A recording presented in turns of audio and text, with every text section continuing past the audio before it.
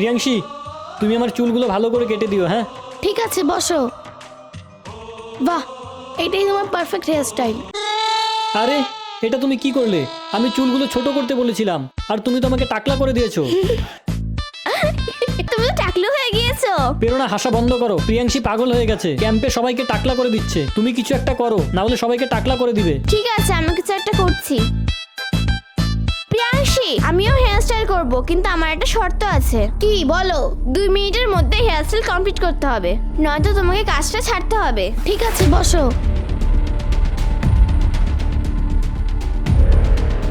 এমন কেন করছো? ঠিক করে বসো।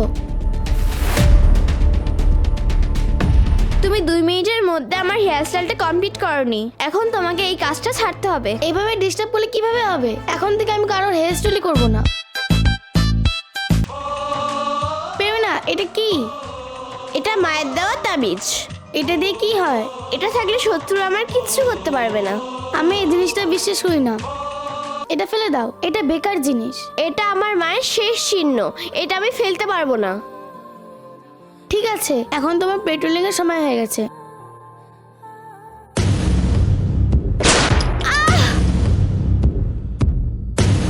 প্রেরণা, আহ! প্রেরণা, তুমি ঠিক আছো? হ্যাঁ, আমি ঠিক আছি। এটা আমার মায়ের আশীর্বাদ, আজকে এটা আমাকে রক্ষা করেছে। হ্যাঁ, তুমি ঠিক বলেছো।